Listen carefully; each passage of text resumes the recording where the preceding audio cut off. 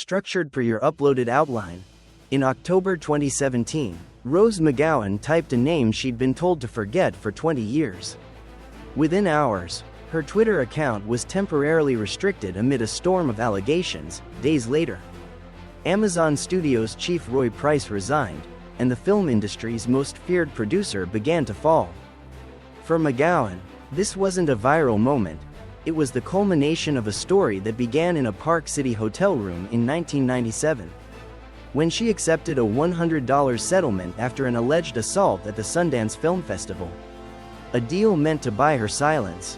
Refusing to stay quiet, she publicly accused Harvey Weinstein of rape and called out the systems that enabled him.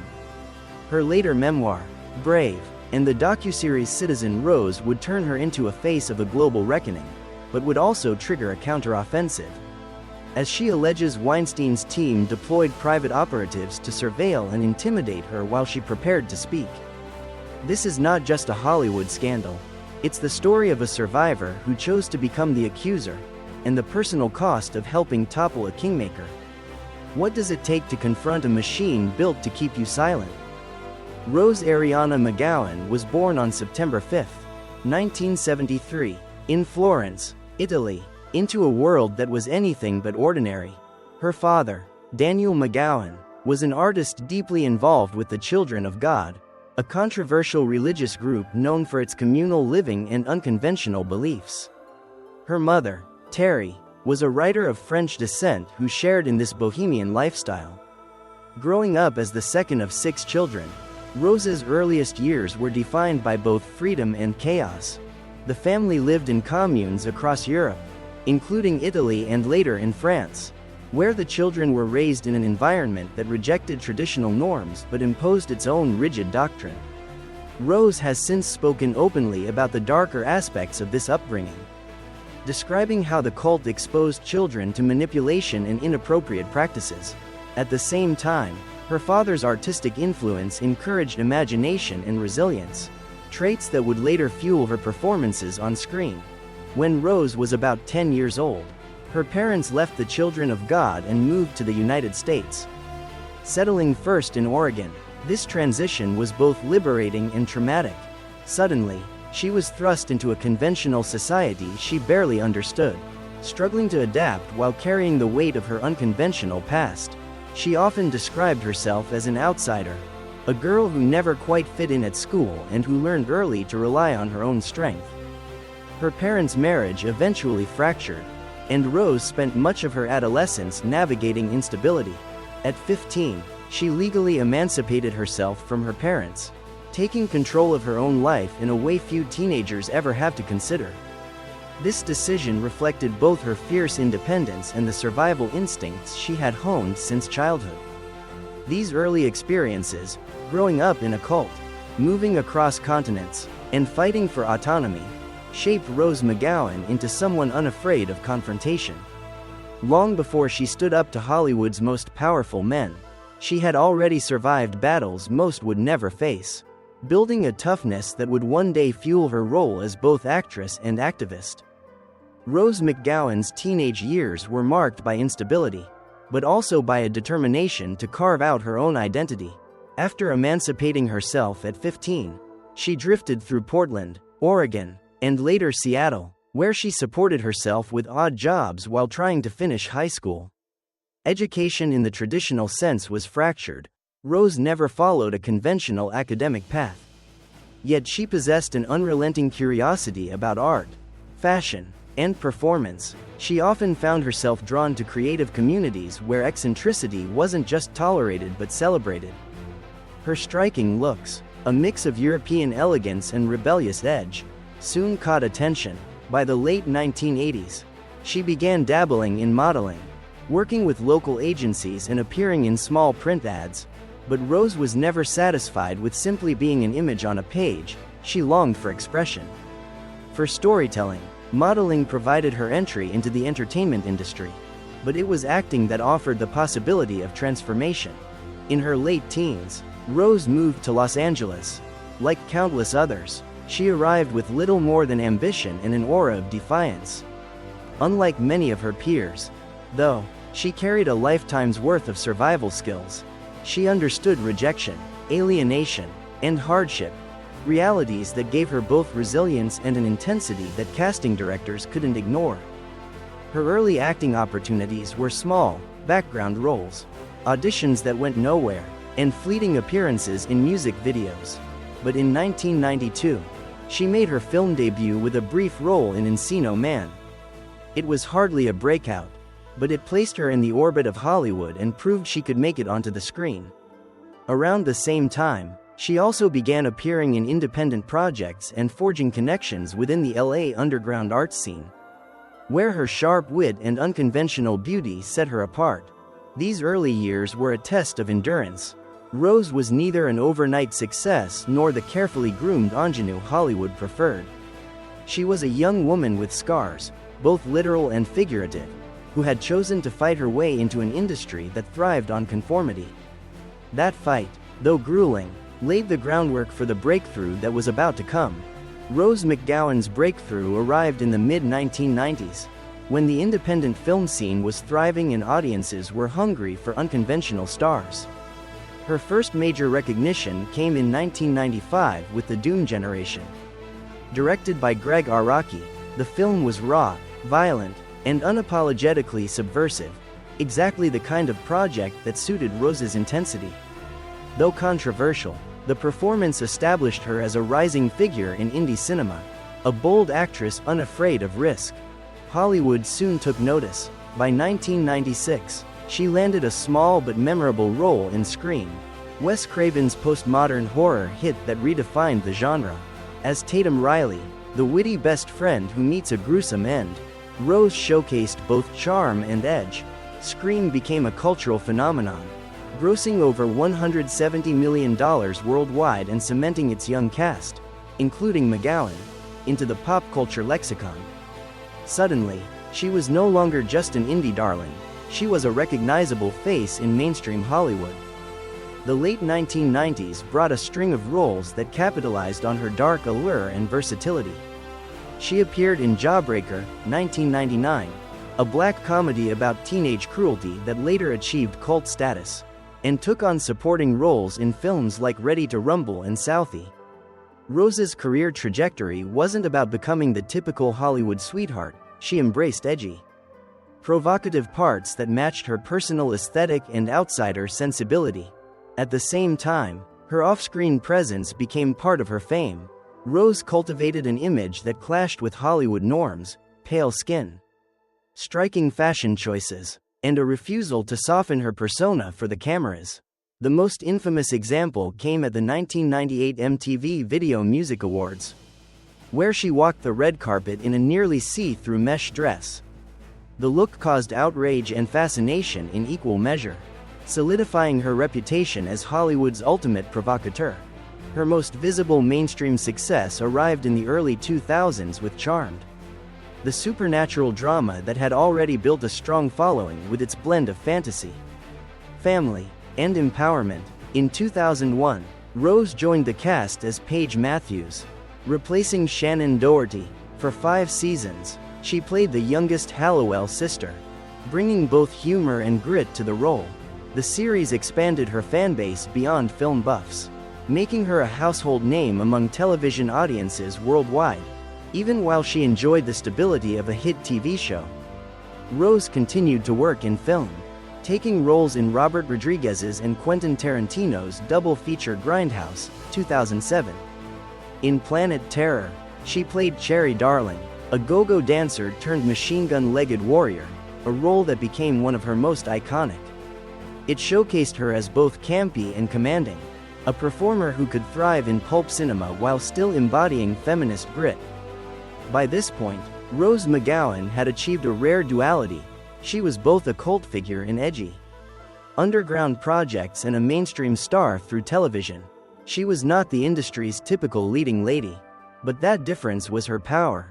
With her mix of beauty, rebelliousness, and authenticity, she had carved a unique space in Hollywood, a space that would later make her voice impossible to ignore when she spoke out against the industry itself.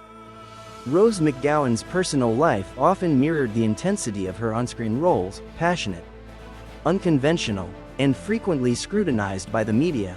Her relationships were never just quiet affairs, they became extensions of her rebellious persona, fueling tabloid headlines and reinforcing her reputation as someone who lived unapologetically. In the late 1990s, Rose entered into one of the most talked about romances of the decade with rock musician Marilyn Manson.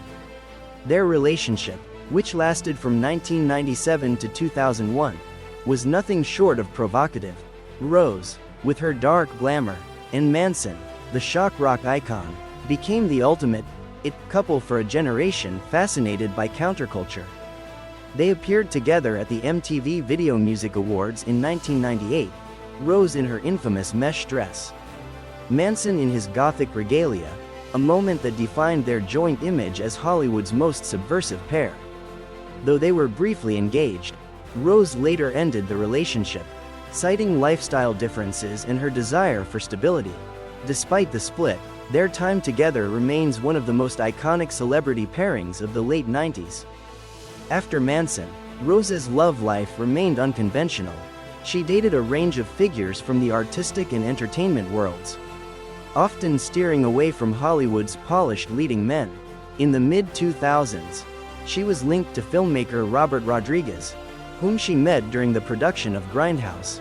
Their relationship was controversial. Rodriguez was in the process of divorcing his wife when the two became involved, and rumors swirled that the affair overshadowed Rose's professional achievements. Nevertheless, their partnership was both romantic and creative, with Rodriguez openly championing Rose's talent. Rose was briefly engaged to artist Davey Detail in 2013. The marriage, however, was short-lived. By 2016, the couple had divorced, marking yet another chapter in Rose's complex personal narrative. Unlike her earlier, more public romances, this relationship seemed an attempt at quiet stability, something elusive in her tumultuous life.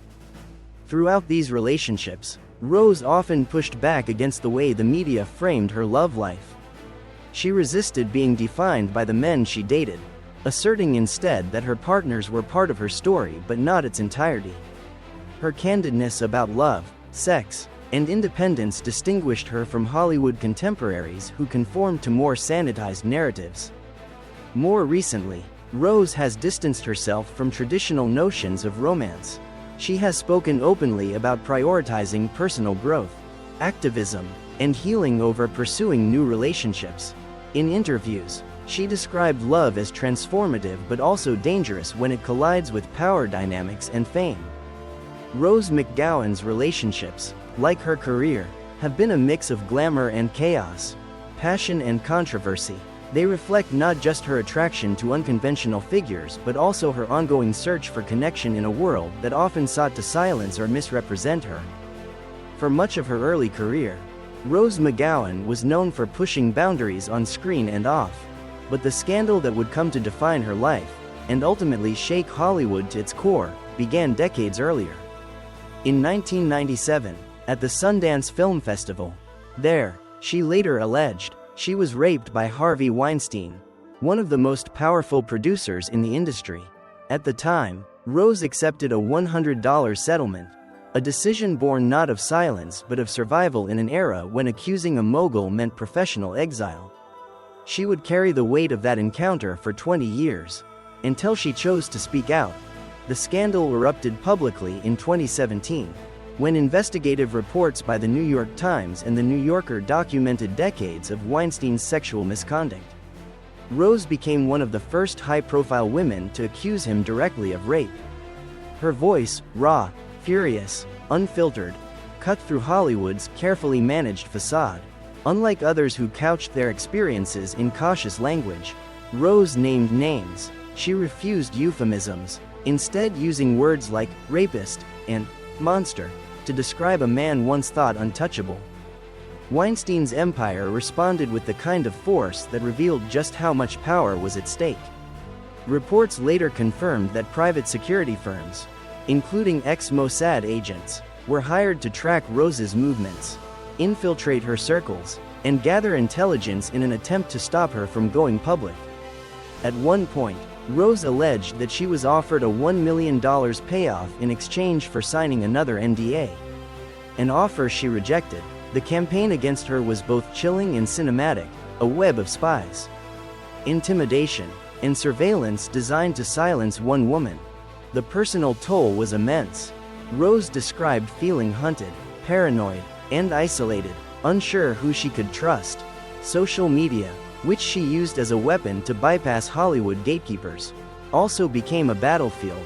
In October 2017, her Twitter account was temporarily suspended after she tweeted about Weinstein and actor Ben Affleck, sparking the viral hashtag Women Boycott Twitter protest in solidarity with her.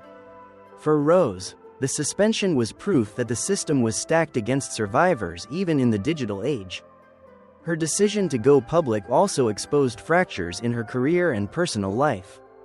She claimed that speaking out cost her roles, representation, and friendships within the industry. While many rallied behind the hashtag #MeToo movement, Rose herself often felt sidelined, arguing that Hollywood was quick to brand her too angry or too extreme. She criticized what she saw as selective solidarity, an industry more eager to save face than to enact real change. The scandal also pulled Rose into the legal spotlight. She faced her own charges in 2017, when she was arrested for possession of cocaine after leaving her belongings on a plane. She insisted the drugs had been planted as part of the efforts to discredit her. Though she ultimately accepted a plea deal to avoid jail time, the case deepened her distrust of institutions she already believed were working against her. Her memoir, Brave, published in 2018, laid bare her story in excruciating detail. The book was not only an account of Weinstein but also a condemnation of the entire Hollywood machine, which she described as a cult that systematically exploited and silenced women. She paired the release with a 4-part docuseries, Citizen Rose, offering a behind-the-scenes look at her activism and the backlash she endured. For Rose McGowan, the scandal was not just about one man. It was about a system designed to protect abusers and punish survivors. Her willingness to fight, to burn bridges, and to endure personal cost made her one of the most polarizing figures in Hollywood.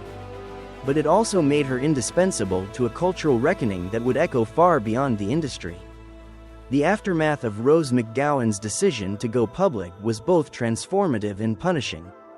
On one hand, she became an emblem of resistance, credited as one of the earliest and loudest voices that helped ignite the hashtag #MeToo movement.